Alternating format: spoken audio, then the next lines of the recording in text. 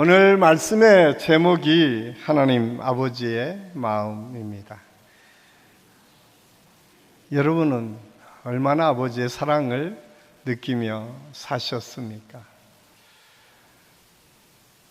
우리는 매번 기도할 때마다 하나님 아버지 이렇게 기도해요. 어떤 목사님은 아버지에 대한 좋지 않은 기억 때문에 그 기도를 드릴 때마다 힘들었었던 적이 있었다라고 고백하는 것을 들었습니다. 여러분은 어떻습니까? 여러분의 아버지는 어떤 분이셨습니까?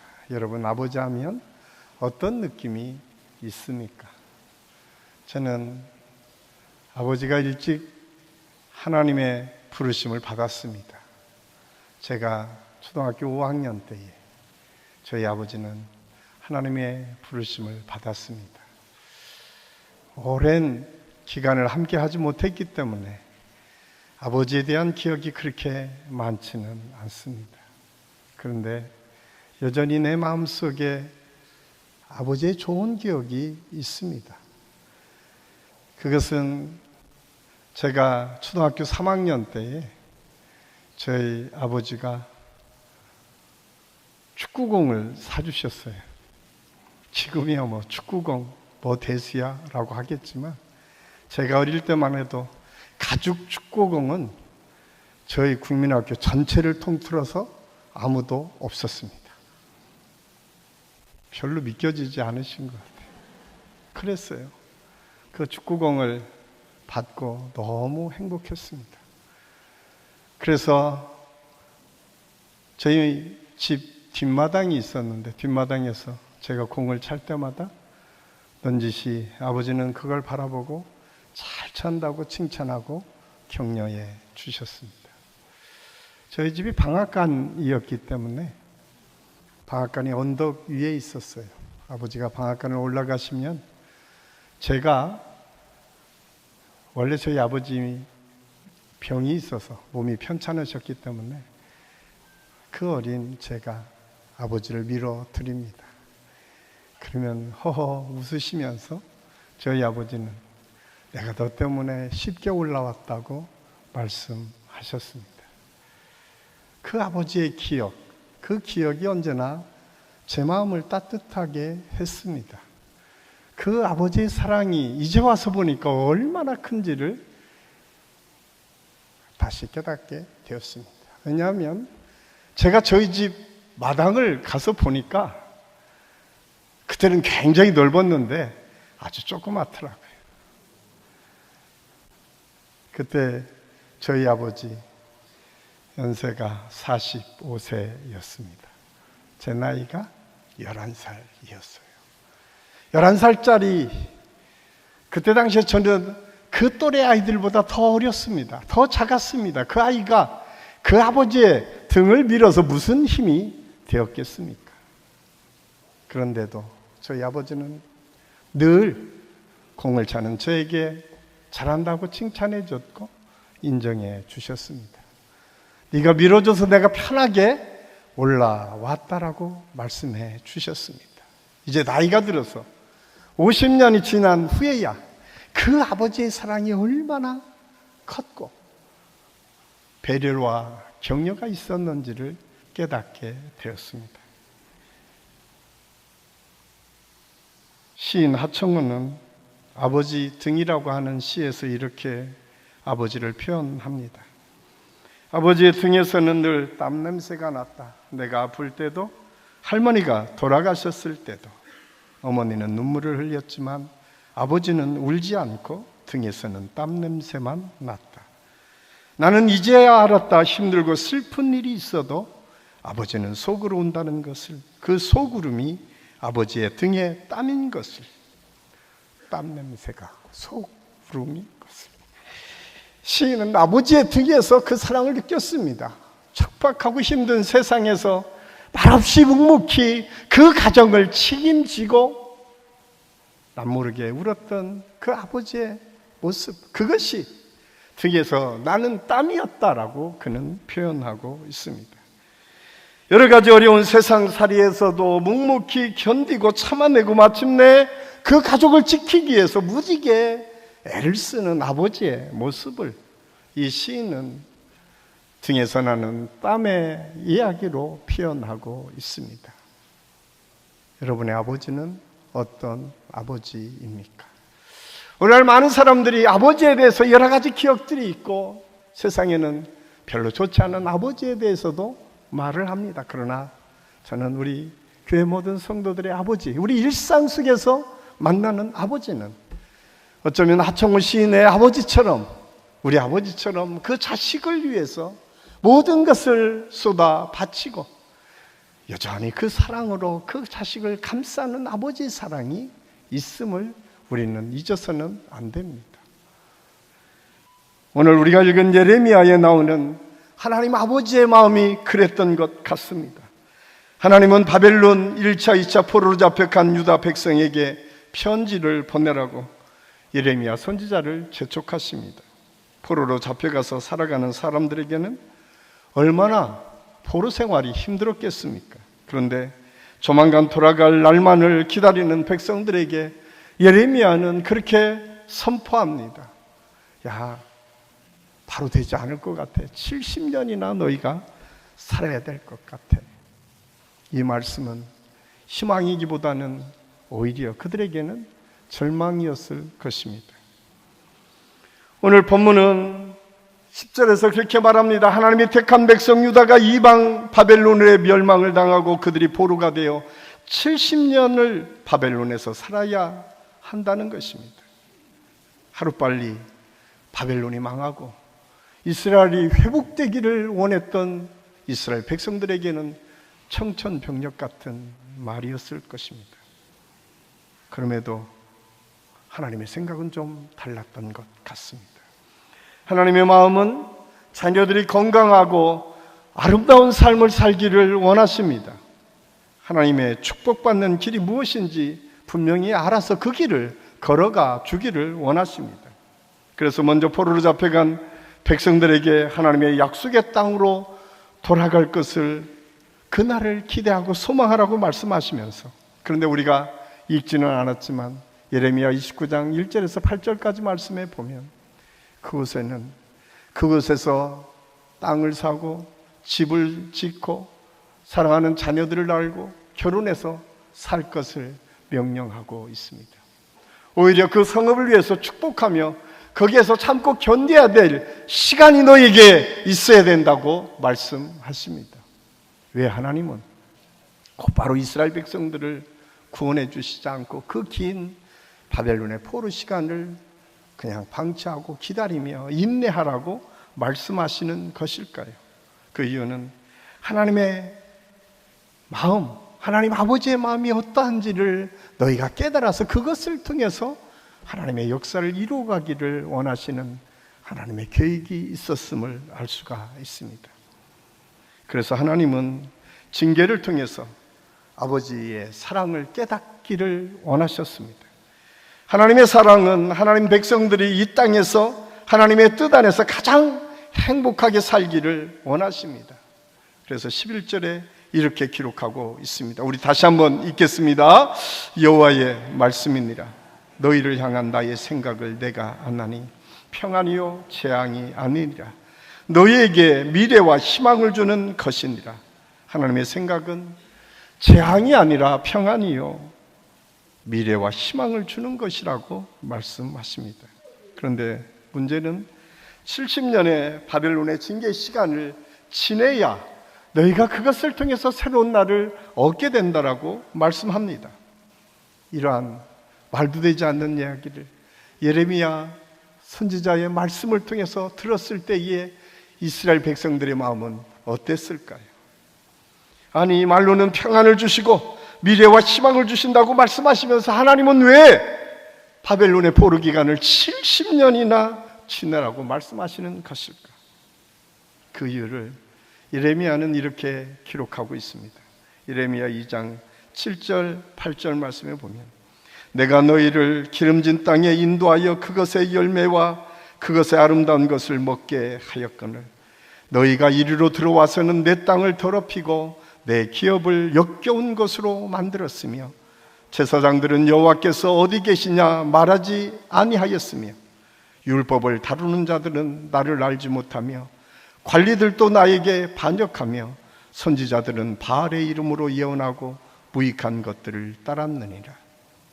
그 당시에 이스라엘의 모습은 이랬습니다.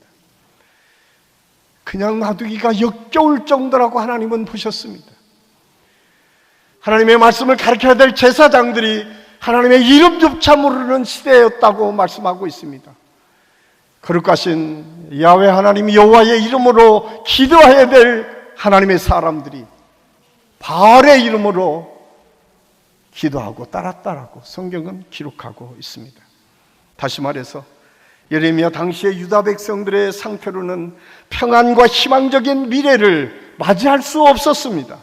하나님의 백성들이 타락하여 죄로 부패한 상황이었기 때문에 결국 죄로 부패한 유다 백성들은 파멸과 저주로 갈 수밖에 없었습니다. 그러기에 하나님은 영원한 파멸과 저주에 이르기 전에 미리 징계를 통해서 죄를 제거하심으로 궁극적으로 평안과 복된 미래를 맞이하는 약속을 오늘 예레미야 선지자를 통해서 해주고 계십니다.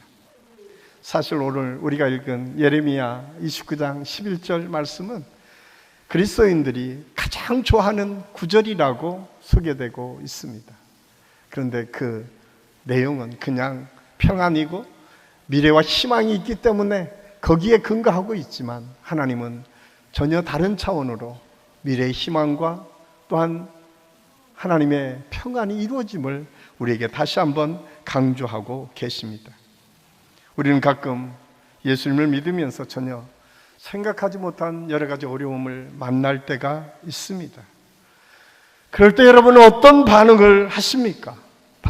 바로 오늘 말씀처럼 하나님의 뜻을 구하고 있습니까? 하나님께서 원하시는 게 무엇인지를 다시 생각하고 계십니까?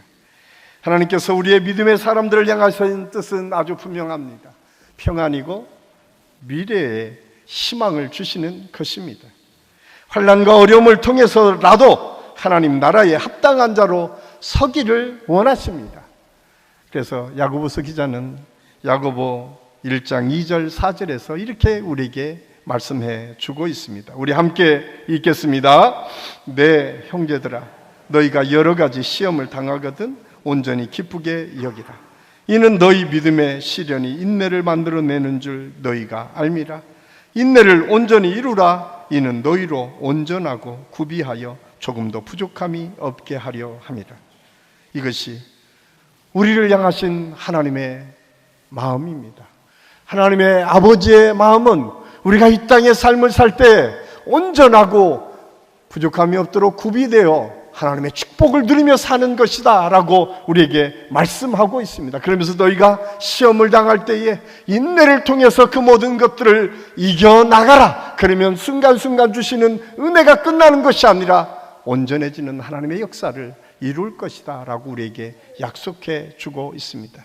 이것이 우리를 향하신 하나님 아버지의 마음이고 사랑입니다.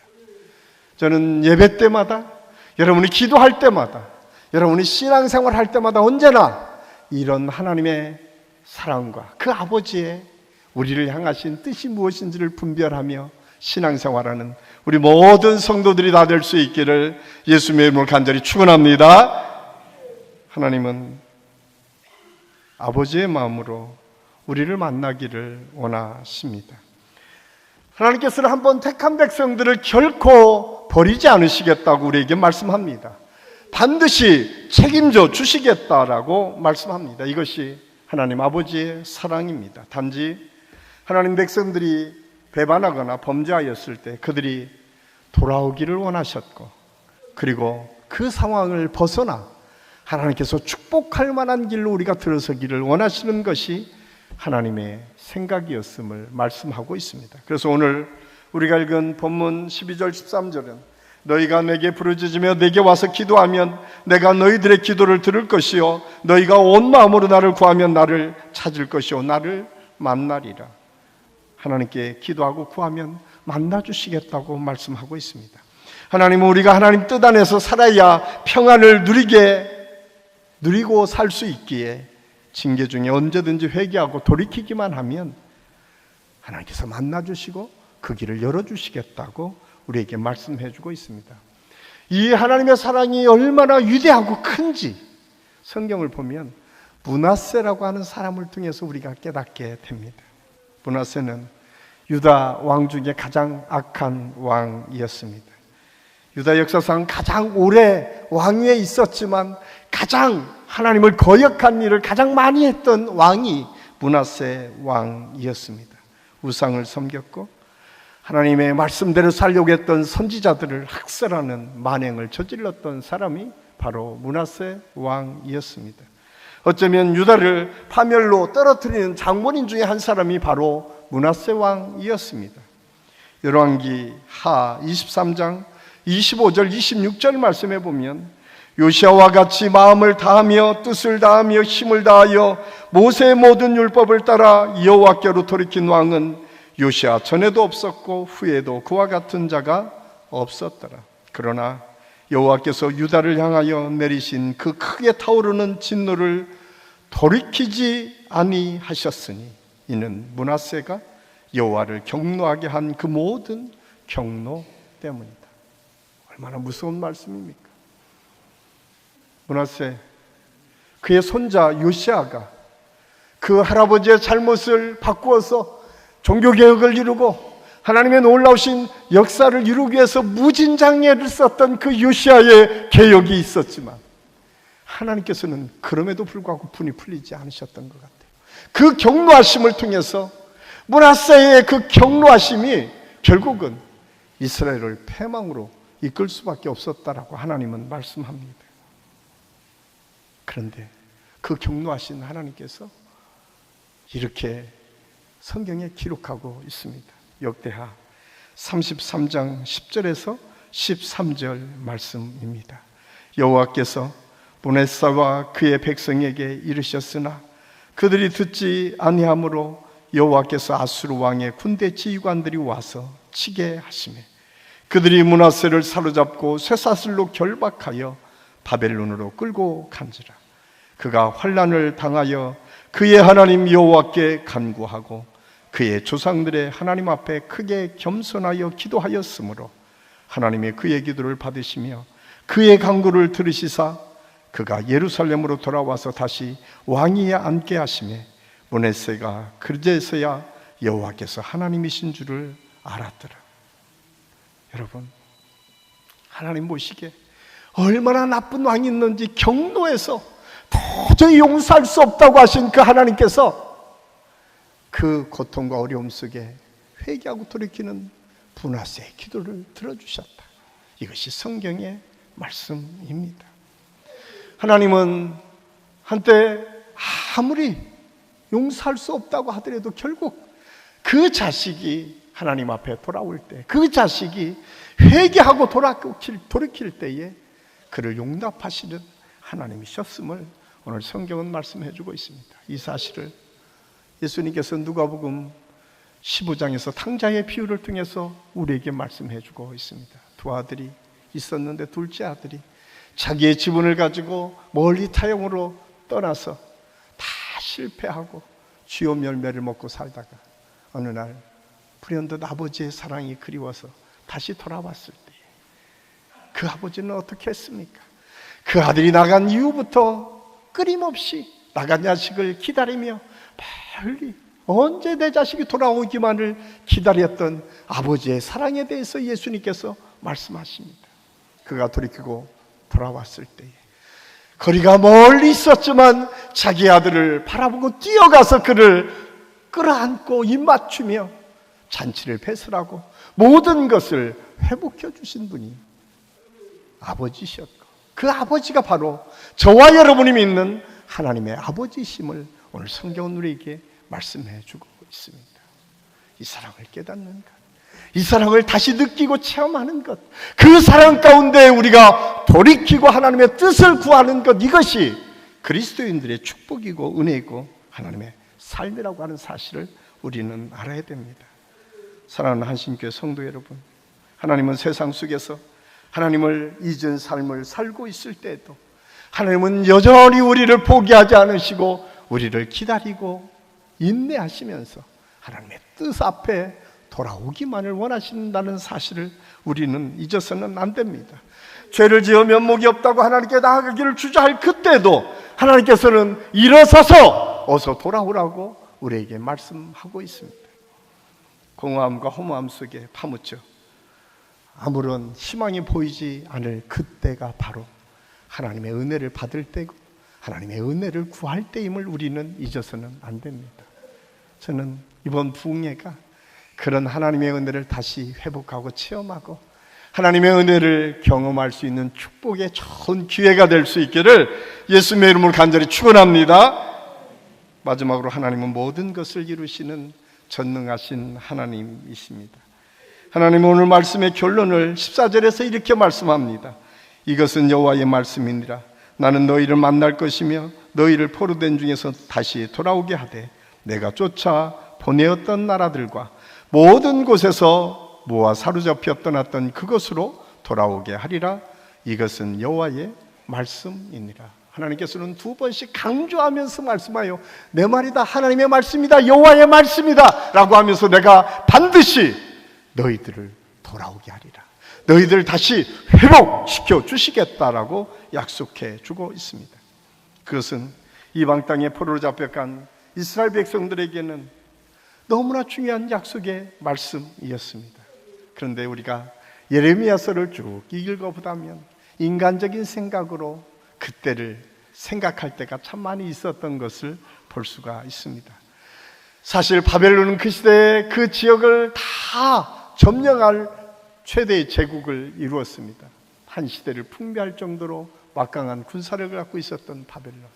그 바벨론에 대적하기 위해서 애굽도 유다도 암몬이라고 하는 나라도 어떻게 하든 동맹을 맺어서 바벨론에 대적하려고 했던 적이 있었습니다. 그때 하나네아라고 하는 선지자는 곧 이어서 바벨론이 멸망할 거다라고 예언했지만 하나님께서는 그렇게 말씀하지 않으셨어요. 하나님께서는 아니다, 지금은 너희가 그곳에서 하나님의 때를 기다리고 인내하면서 너희가 회개하고 너희의 마음을 돌이켜 하나님의 뜻 앞으로 순종할 때다라고 말씀해 주셨습니다. 그런데 여러분, 성경의 역사는 그렇게 반 바벨론의 동맹국은 하루아침에 무너져 버렸습니다. 이스라엘도 무너졌고 암몬도 망했습니다. 결국은 바벨론은 영원히 무너지지 않을 것처럼 보여졌습니다. 그런데 하나님께서는 우리가 10절의 말씀처럼 70년이 지난 어느 날 하나님의 약속이 이루어졌습니다. 그것은 바벨론을 무너뜨렸던 페르시아 왕 고레스를 통해서 이스라엘 백성들이 다시 귀환할 수 있는 길을 열어주셨음을 성경은 우리에게 말씀해 주고 있습니다. 이것을 통해서 하나님은 인간의 모든 생각을 초월하여 일하시는 전능하신 하나님이심을 우리에게 보여주고 있습니다. 그렇습니다. 하나님 아버지의 삶에는, 하나님의 아버지의 역사 속에는 불가능은 없습니다. 하나님께서 원하시는 일은, 하나님께서 뜻하시는 일은 반드시 하나님의 때에 이루어 가시는 분이심을 성경은 우리에게 말씀해 주고 있습니다. 누가 그 막강한 애굽에서 이스라엘이 탈출할 수 있었다고 생각할 수 있었겠습니까? 어떻게 그 홍해를 가르고 건널 수 있었다고 생각할 수 있었겠습니까? 가장 높은 요단, 그래서 넘실대는 요단 강물이 마른 땅이 되어서 이스라엘 백성들이 건널 수 있다고 생각할 수 있었겠습니까? 오합지졸 같은 이스라엘 백성들이 어떻게 난공불락의 요새 여리고성을 무너뜨릴 수 있겠다고 생각할 수 있었겠습니까? 그런데 하나님께서 함께 하심으로 그 모든 일을 이루어 주셨습니다. 그것을 이스라엘 백성들은 경험했습니다. 오늘 성경은 그 경험을 통해서 하나님은 전능하실 뿐만 아니라 우리를 통해서 반드시 하나님의 역사를 이루어 주시는 분이심을 다시 한번 강조하고 있습니다. 그래서 마가복음 9장에 보면 예수님께서 간질병 걸린 아버지가 그 아이를 위해서 구합니다. 어떻게 하면 이 아이의 병을 고칠 수 있겠습니까? 그때 예수님께서 마가복음 9장 23절에 그렇게 말씀합니다. 할 수 있거든이 무슨 말이냐? 믿는 자들에게는 능치 못할 일이 없느니라. 하나님께서 예수님을 통해서 우리에게 주시는 메시지는 믿음을 가지고 기도할 때에 그 모든 것이 열려지는 하나님의 역사가 있음을 우리에게 말씀해 주고 있습니다. 우리의 기도를 들으시는 하나님은 전능하신 하나님이십니다. 우리의 인생의 삶을 주관하시고 이끌어 가시는 하나님은 우리가 제한할 수 있는 그런 하나님이 아니라 온 우주 만물을 다스리고 그것을 이끌어 가시는 하나님이심을 성경은 우리에게 말씀해 주고 있습니다. 미국 남북 전쟁 때의 일입니다. 연방 대통령 제퍼슨이 로버트 장군을 불러서 이렇게 이야기합니다. 장군의 직속 부사관을 지휘관으로 승진시키려고 하는데 적합한 인물인지 말해주게. 그러자 그 로버트 장군은 이렇게 이야기합니다. 그는 유능한 군인으로서 지휘관의 자격이 충분히 있습니다. 그날 밤 부사관이 로버트 장군을 찾아옵니다. 저는 평소 장군을 비난했습니다. 그런데도 저를 칭찬해 주셨습니다. 그는 평소에 로버트 장군을 비난했는데 어떻게 나를 그렇게 칭찬하고 인정해 줬냐라고 하는 이야기입니다. 그러면서 용서를 구했습니다. 이때 로버트 장군이 아주 유명한 말을 남깁니다. 알고 있었네. 네가 나를 이렇게 모함하고 비난하는 것도 알고 있었다는 거예요. 그런데 그 다음에 이렇게 이야기합니다. 그런데 대통령의 질문은 내가 자네를 어떻게 생각하느냐였지 자네가 나를 어떻게 생각하느냐가 아니었네. 여러분, 우리는 때로 그런 생각을 합니다. 나는 할 수 없어. 내가 내 주제에 뭘 할 수 있겠어. 그런데 여러분, 우리를 향하신 하나님의 생각은 달랐습니다. 그래서 이사야 선지자를 통해서 그렇게 말씀합니다. 내 생각은 너희 생각과 달라서 하늘이 땅보다 높음같이 하나님의 생각은 우리를 품을 뿐만 아니라 아무런 힘과 능력이 없는 우리를 통해서도 하나님의 역사를 이루어 가시기를 원하시는 하나님이심을 우리는 잊어서는 안 됩니다. 그 사랑이 저와 여러분 가운데 있습니다. 그 사랑을 우리는 늘 목말라 하며 지금도 애타게 우리 믿음의 사람들이 하나님의 뜻 가운데 들어와서 하나님의 역사를 이루어가며 하나님의 놀라신 능력의 삶을 살기를 원하시는 것이 오늘 우리가 믿는 하나님 아버지의 마음이고 사랑인 것을 우리가 알아서 우리 모든 성도들의 삶 속에 그 하나님 아버지의 사랑과 은혜를 다시 한번 깨닫는, 그리고 그 사랑을 통해서 하나님의 역사를 새롭게 변화시켜 나가는 능력의 역사가 우리 모든 성도들의 삶 속에 날마다 있을 수 있기를 예수님의 이름으로 간절히 축원합니다. 꼭 기억하십시오. 전능하신 하나님은 저와 여러분을 초청하셨습니다. 이번 부흥의 과정 시간마다 주실 그 은혜를 기대하고 소망하십시오. 그 하나님의 사랑을 우리가 다시 한번 깨닫고 그 사랑 가운데 우리 모든 성도들의 삶이 풍성해지는, 그래서 평안하고 미래와 희망을 이끌어가는 하나님의 축복이 우리 안식교 모든 성도들에게 있을 수 있기를 예수님의 이름으로 간절히 축원합니다. 기도하겠습니다. 아버지 하나님, 은혜를 감사합니다. 오늘 말씀을 통해서 아버지 하나님의 사랑이 얼마나 크고 위대한지를 생각했습니다. 때로는 우리를 징계를 주실 때도 그냥 징계하신 것이 아니라 하나님의 사랑 때문이요, 그리고 우리가 그 길을 걸어감으로 더 큰 축복과 은혜를 누리기를 원하시는 하나님의 사랑이었음을 알았습니다. 하나님, 우리가 부족하고 연약해 하나님의 뜻을 모를 때도 다시 자꾸 구하면 전능하신 하나님께서 그 길을 열어주시고 바꾸어 가시는 하나님의 능력이 우리 삶에 있음을 알게 하여 주셨습니다. 주님, 오늘 이 말씀처럼 우리 모든 성도들의 삶 속에서 그런 하나님의 은혜와 축복이 이루어질 수 있도록 역사하여 주시옵소서. 그래서 우리 한신교회 모든 성도들이 이번 부흥회를 통해서 다시 믿음이 회복되고 하나님의 영광을 나타낼 수 있도록 인도하여 주시옵소서. 함께해 주심을 감사하고 예수님의 이름으로 감사드리며 기도하옵나이다. 아멘.